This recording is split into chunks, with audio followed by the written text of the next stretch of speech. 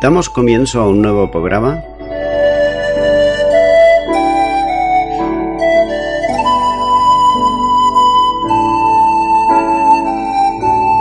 Servidores de Dios. Quien te habla es Manuel Cornejo.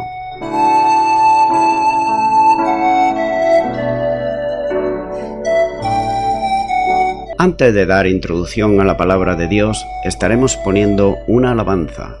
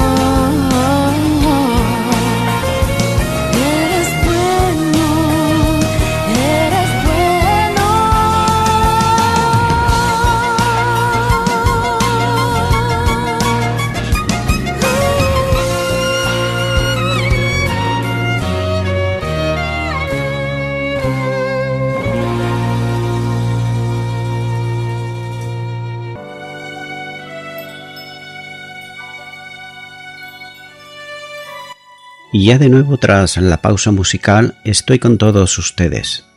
Estaré compartiendo la palabra de Dios, la Biblia, y lo voy a estar haciendo de una manera expositiva versículo a versículo.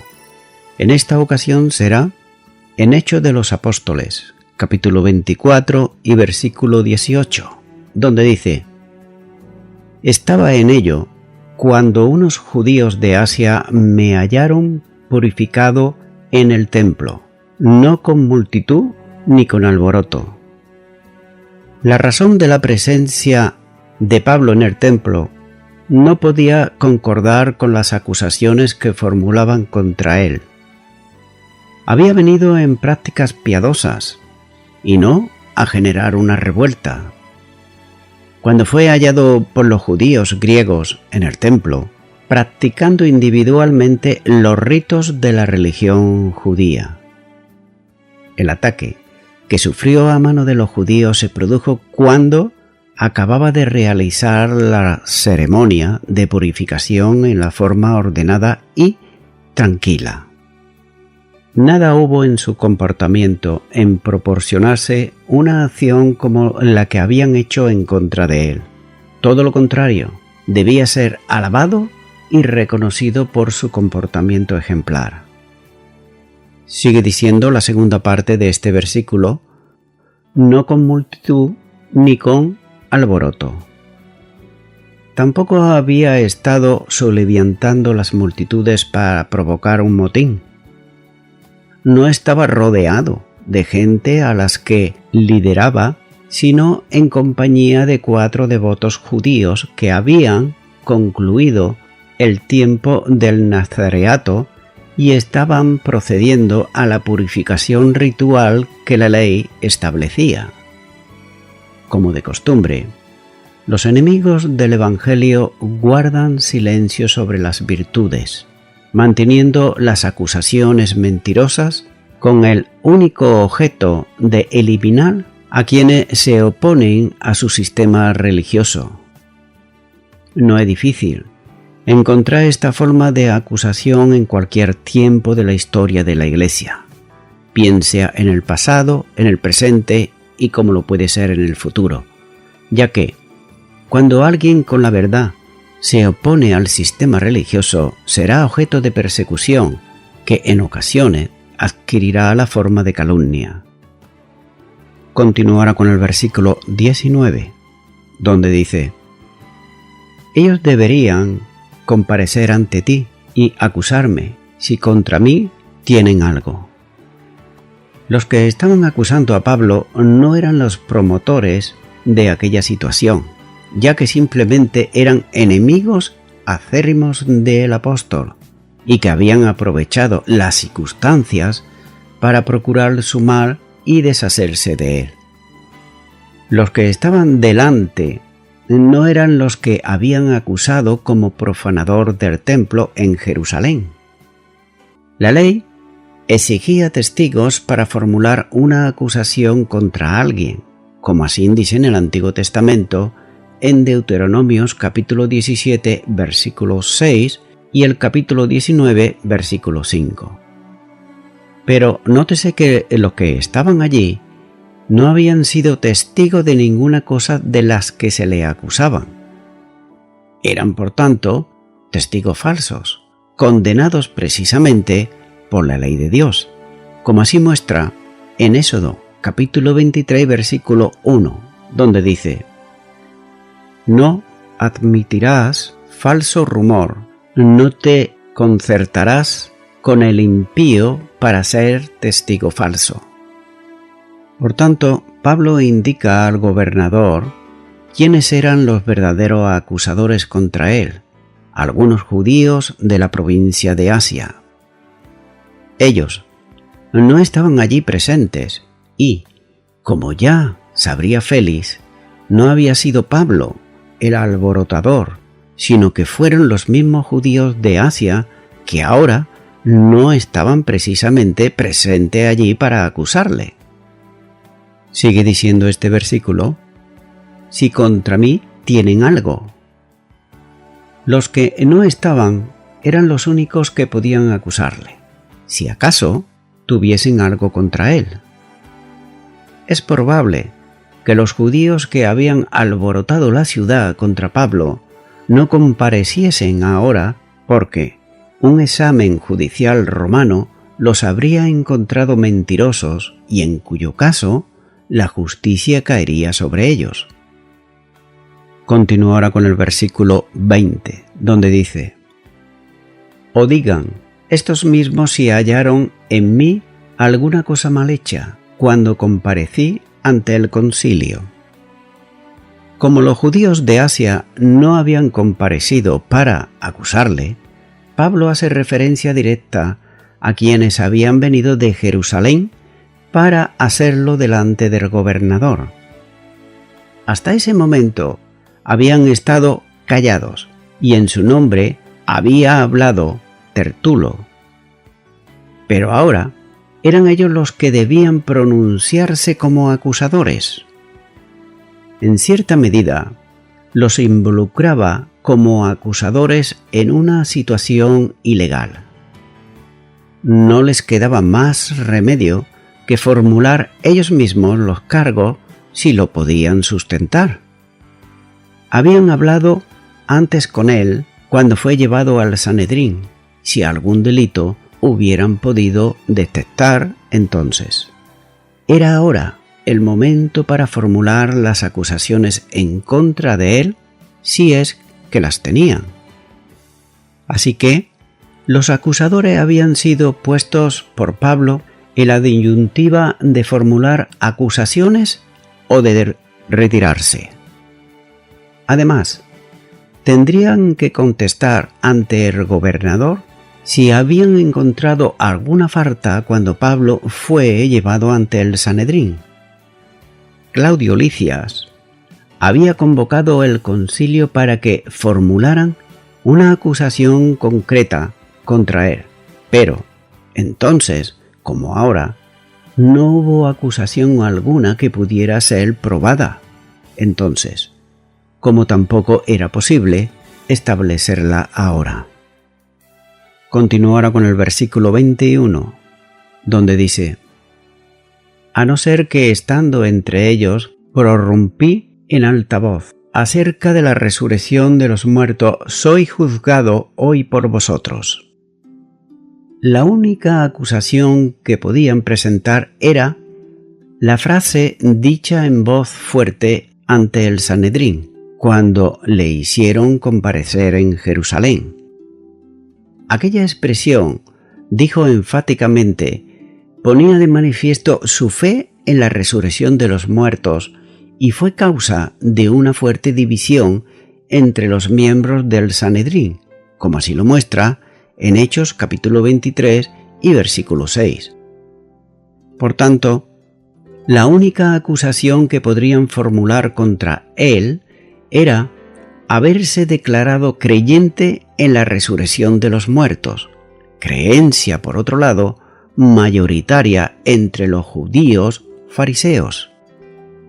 Entonces cabe hacerse una pregunta y es la siguiente: ¿podía presentarse esa creencia como un crimen o algo delictivo?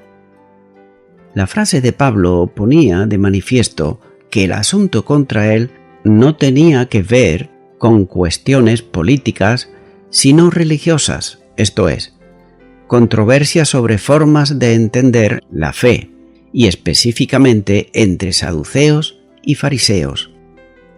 Los temas religiosos no eran aceptados en un tribunal romano, a no ser que se tratase de delitos contra las leyes religiosas reconocidas como propias de una religión oficial aceptada por el Imperio Romano, como era el caso de la judía. Es un desafío abierto a sus acusadores. El silencio en todo cuanto sigue a las palabras de Pablo. Los acusadores habían comparecido con pretensiones de buscar una condena contra el apóstol, pero quedaron sin acusación. Y Pablo aprovecha la ocasión para dar testimonio de su fe en la resurrección, ya que el evangelio que predicaba descansaba en el hecho de la resurrección de Jesús, sin la cual la fe era vana y la salvación inexistente, como así nos dice en la primera carta a los Corintios, capítulo 15, versículos 13 al 17. Cualquier momento era bueno para Pablo, para preparar el terreno al testimonio del Evangelio, y esto es una muestra de ello, ya que durante tiempo estaría él preso en Cesarea y tendría más de una ocasión para testificar al gobernador. Continúa ahora con el versículo 22, donde dice: Entonces Félix, oída estas cosas, estando bien informado de este camino, les aplazó diciendo: Cuando descendiere el tribuno Lisias, acabaré de conocer de vuestro asunto. Lucas describe la extensión del Evangelio e informa que el gobernador Félix tenía un conocimiento apreciable del cristianismo. Escribe que Félix entendía el camino mejor. Lucas no dice cómo Félix llegó a saber tanto acerca de la fe cristiana. Posiblemente, los creyentes en Cesarea hayan sido usados para enseñar a este oficial romano de las doctrinas de la fe cristiana. 2 décadas antes, el Espíritu Santo había sido derramado sobre los creyentes gentiles en Cesarea, como así dice en Hechos de los Apóstoles capítulo 10 versículos 44 al 46, precisamente en la casa de Cornelio, un oficial del ejército romano.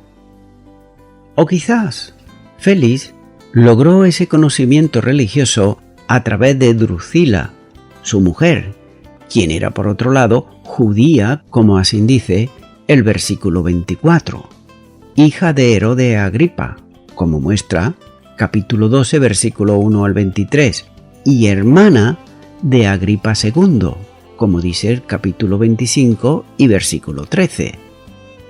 Así que, tanto Félix como su esposa Drusila demostraron interés en la fe cristiana, como se hace evidente por su deseo de escuchar a Pablo predicar el Evangelio, como veremos más adelante en el versículo 24. Lucas ofrece una afirmación resumida de la forma en la cual Félix puso fin al juicio. El gobernador, empleando la táctica de la dilación, despidió al sumo sacerdote y a los ancianos diciéndole que él decidiría el caso cuando el comandante Claudio Silias llegase de Jerusalén. Con su brevedad característica, Lucas decide no ofrecer información alguna sobre la visita de Claudio Lisias por otro lado. Continuará con el versículo 23, donde dice: Y mandó al centurión que se custodiase a Pablo, pero que se le concediese alguna libertad y que no impidiese a ninguno de los suyos servirle o venir a él. El gobernador no debe haber mantenido a Pablo bajo custodia, porque los cargos en su contra no tenían nada que ver con la ley romana. Félix quizás deseaba aplacar a los judíos y proteger a un ciudadano romano. Por lo tanto, dio instrucciones a un oficial para que custodiase a Pablo, pero que le permitiera alguna libertad, como si estuviera viviendo en su propia casa. Félix permitió a los amigos de Pablo que le trajeran comida, bebida y otras cosas que le permitieran una vida más cómoda, ya que en aquellos tiempos eran los familiares los que sustentaban a los presos. Así que los amigos que lo visitaron probablemente eran miembros de la iglesia de Cesarea. Continuará con el versículo 24, donde dice: Algunos días después vinieron Félix con Drusila, su mujer, que era judía. Llamó a Pablo y le oyó acerca de la fe en Jesucristo. Entre los primeros en escuchar a Pablo estuvieron el gobernador Félix y su esposa Drusila. Ellos vinieron a oír el Evangelio, el cual Lucas describe como objetiva cuando dice fe en Cristo Jesús. Lucas no da indicación de que el gobernador y su esposa hayan demostrado una fe subjetiva. La expresión vino no necesariamente se interpretaba para entender que Félix había regresado a Cesarea de haber estado ausente. En cambio, el término en el contexto significa que tanto Félix como su esposa Drusila abandonaron la mansión del gobernador y fueron al lugar donde estaba Pablo bajo custodia. El gobernador ordenó a los oficiales que trajeran a Pablo ante él. Entonces, sin prisa lo escucharon predicar el Evangelio. Esta pareja, interesada en aprender más acerca del camino, tenía un historial marital manchado por la promiscuidad. El historiógrafo romano Suetonio cuenta que Drusila fue la tercera esposa de Félix. Drusila igualmente había tenido varios esposos también. Ella había nacido en Roma y fue traída por su padre a Cesarea, donde pasó su infancia. Cuando tenía 6 años de edad, fue prometida en matrimonio a Epifanes, el hijo del rey Antíoco de Comagene. Pero Epifanes rehusó someterse al rito judío de la circuncisión, por lo cual el matrimonio nunca se consumó. Cuando ella tenía 14 años, su hermano Agripa II la dio en matrimonio a Aziz, rey de Emasa, en el norte de Siria. Sin embargo, Drusila lo abandonó para ser esposa de Félix. A través de un intermediario, el gobernador había prometido a Drusila una vida de felicidad, una vida de abundancia, la que no había tenido en la corte de Aziz. Al casarse con Félix, la judía Drusila desafió la ley del Antiguo Testamento, que le prohibía ser la esposa de un gentil. Aún así, ella tuvo suficiente interés en venir a donde estaba Pablo y escucharlo predicar el Evangelio de Cristo Jesús. El texto occidental indica que Drusila persuadió a Félix que le dejara escuchar a Pablo. Félix vino con su esposa Drusila, que era judía, que pidió ver a Pablo y escuchar su palabra. Deseando, por lo tanto, complacerla a ella, hizo comparecer a Pablo. Continuará con el versículo 25, donde dice: Pero al disertar Pablo acerca de la justicia, del dominio propio y del juicio venidero, Félix se espantó y dijo: Ahora vete, pero cuando tenga oportunidad te llamaré. Aunque Félix tenía un considerable conocimiento del camino, Félix ve una oportunidad de recibir información segura acerca del cristianismo de uno de sus más destacados líderes.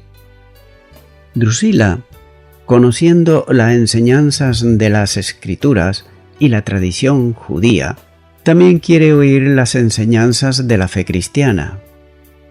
Por tanto, marido y mujer se sienten atraídos al Evangelio, como la polilla se siente atraída a la luz, que dispersa las tinieblas. Fiel a su estilo, Pablo predica el Evangelio y les habla de la justicia. En su carta a los romanos, la que escribió pocos meses antes, cuando todavía estaba en Corinto y antes que emprendiera su viaje a Jerusalén, usa este testimonio especial 33 veces. Por contraste, en Hechos la palabra justicia aparece solamente 4 veces. Por otro lado, Pedro la usa una vez en su sermón predicado en Cesarea, en Hechos capítulo 10, versículo 35. Pablo también la usa cuando llama a Elimas el mago enemigo de toda justicia, Hechos capítulo 13 y versículo 10. También la menciona en su discurso en el Areópago, Hechos capítulo 17 versículo 31. Y de nuevo, en Cesarea, cuando está predicando aquí al gobernador y a su esposa, capítulo 24 y versículo 25. Así que no podía pensarse que Pablo da a esta pareja una disertación teológica abstracta. Más bien, le presenta el Evangelio en términos de un vivir según los principios del camino. Es decir, le enseña de cómo distinguir lo correcto de lo incorrecto, las virtudes del dominio propio y también la castidad, y la inevitabilidad del día del juicio. Les dice que deben llegar a ser seguidores de Jesús para poder andar en el camino. Pero vemos que Félix y Drusila se incomodan cuando Pablo les explica la palabra dominio propio. El gobernador y su esposa se ven en el espejo de la enseñanza explícita de Pablo. Y también, cuando el orador agrega que ellos tendrán que enfrentar el juicio divino para recibir su veredicto, Félix se aterroriza. Él mismo había tenido que ejercer como juez de Pablo, pero éste le informa que él deberá comparecer ante el tribunal de Cristo Jesús. Basta y sobra para Félix, especialmente cuando la enseñanza de Pablo revela la conducta moral y también ética del gobernador. Como los filósofos atenienses que dijeron a Pablo que en una próxima ocasión lo oirían de nuevo. Hechos capítulo 17 y versículo 32. Félix hace exactamente igual, ya que Félix interrumpe a Pablo con la cortés excusa de que, cuando el tiempo lo permita, lo volverá a oír. El gobernador está temeroso respecto del juicio que viene, pero sin embargo, nótese, rehúsa arrepentirse de sus malos caminos y volverse por la fe a Cristo Jesús. Continuará con el versículo 26, donde dice: esperaba también con esto que Pablo le diera dinero para que le exhortase, por lo cual muchas veces lo hacía venir y hablaba con él. Félix dejó a Pablo en prisión porque tenía la esperanza de recibir un soborno de éste. En aquellos tiempos, la práctica de mantener a un prisionero en la cárcel hasta que pagase un soborno, aun cuando era prohibido por la ley romana, era algo muy común.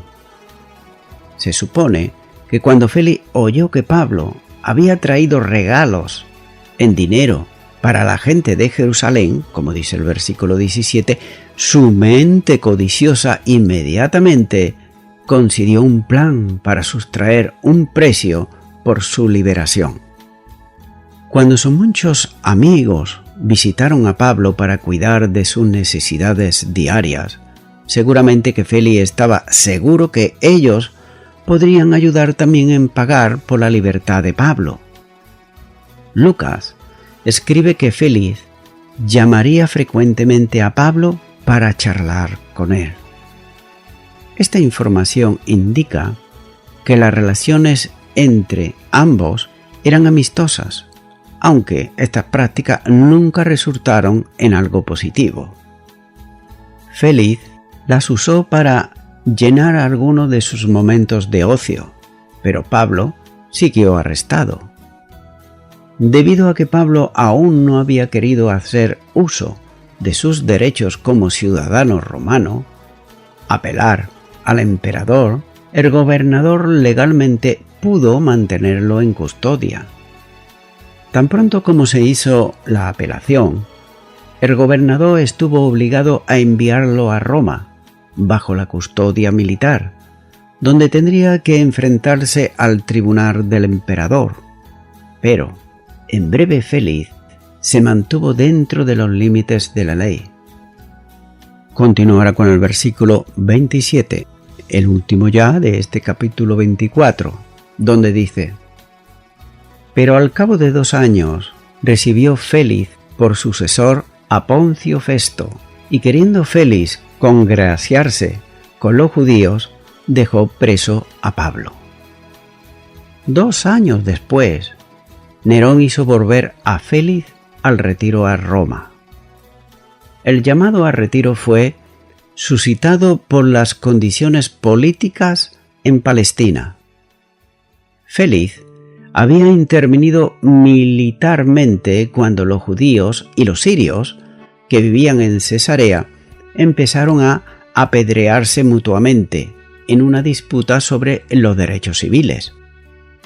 Los soldados romanos dieron muerte a algunos judíos y detuvieron a otros, y además saquearon casas donde esta gente había acumulado sustanciales sumas de dinero.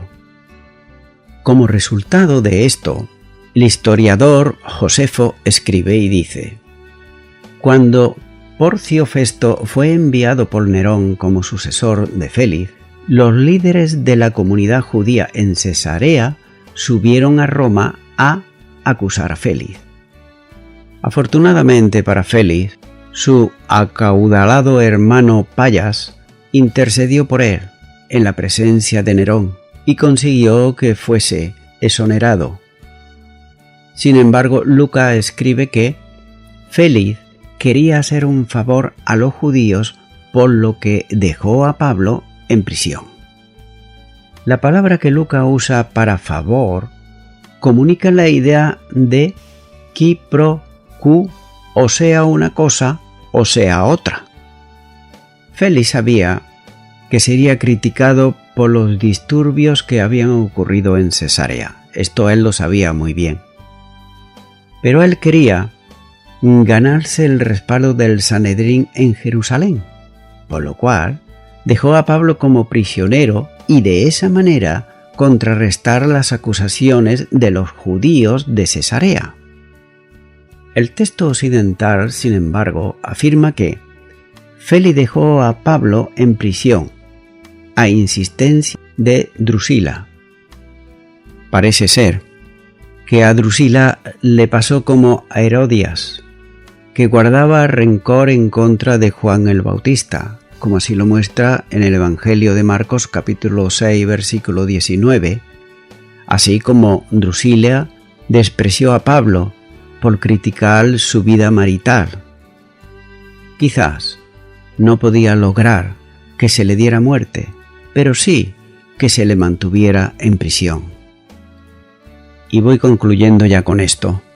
Pablo, en su exposición ante Félix y Drusila, su esposa, le expuso 3 grandes temas que giraban en torno a la justicia, al dominio propio y al juicio venidero. Primero vemos que le habló de la justicia. Es lo que Dios demanda, lo que es recto, justo o bueno. La justicia es rectitud, es la acción de Dios de hacer al hombre acepto ante Dios mismo.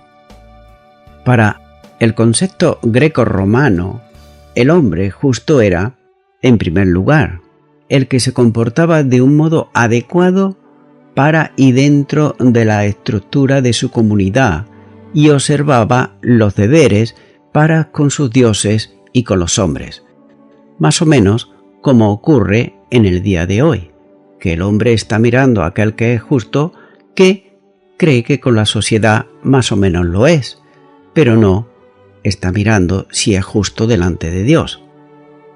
En segundo lugar, le habló del dominio propio. Es el dominio de sí mismo, que es templanza. Es el espíritu que ha dominado sus deseos y amor al placer. Se aplica también a la disciplina. Por ejemplo, que los atletas ejercen contra su propio cuerpo, como nos dice en 1 Corintios capítulo 9 y versículo 25. Y del dominio del cristiano también sobre el sexo, como nos dice 1 Corintios capítulo 7 y versículo 9. El griego corriente se aplica a la virtud de un emperador que jamás permite que sus intereses privados influyan en el gobierno del pueblo. Es la virtud que hace al hombre dueño de sí mismo y por lo tanto es capaz de ponerse al servicio de los demás. Y en tercer lugar, Pablo le habló del juicio venidero.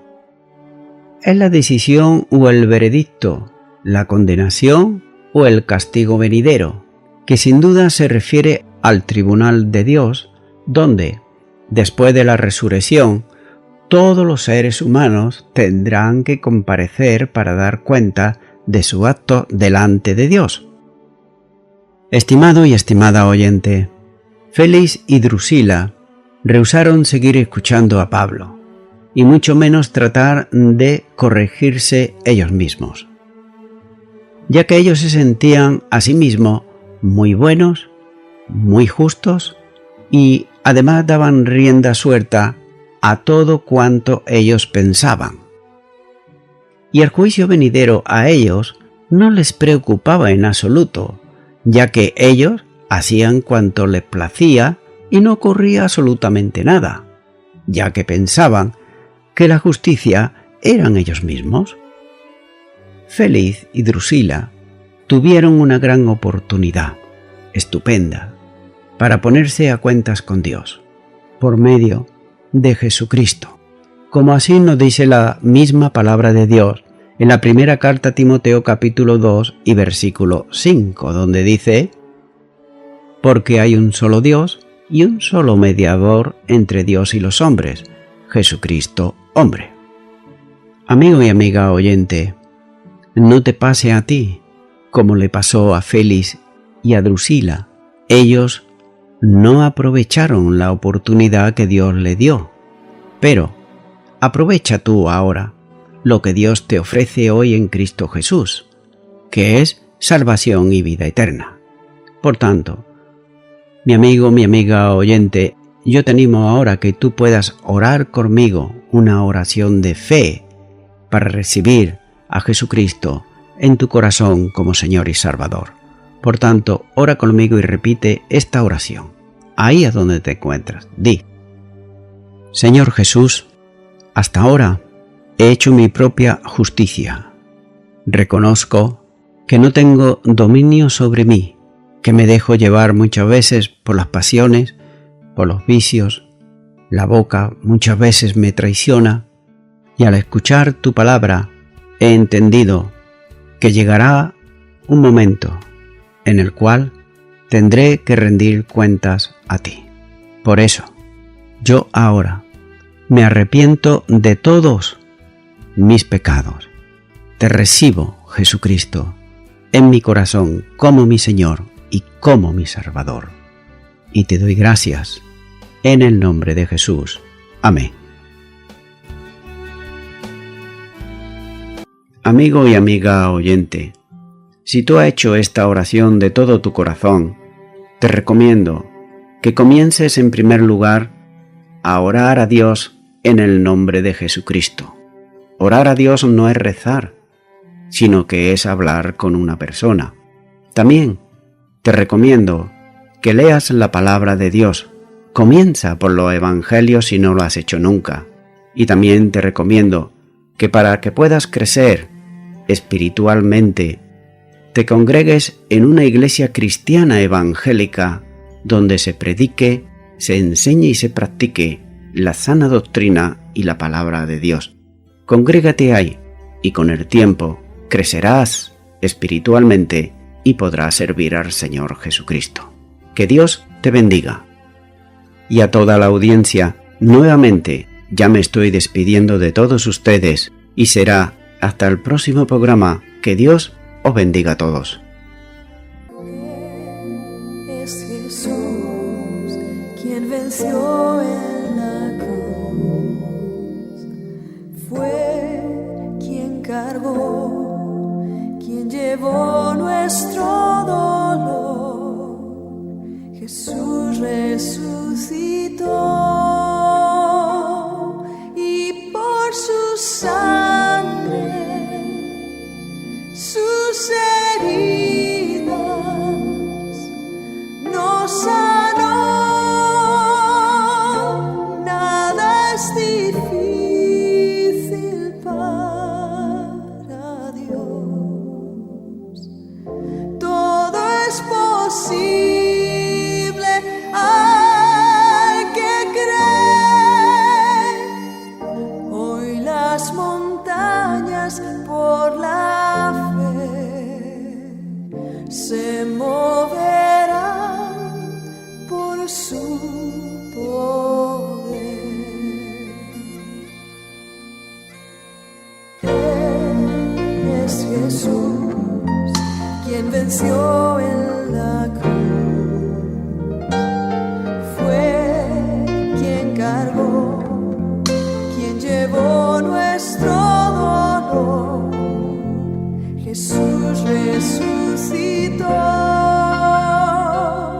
y por su sangre, sus heridas nos sanó. Nada es difícil para Dios, todo es posible al que cree. Hoy las montañas por la fe se moverán por su poder.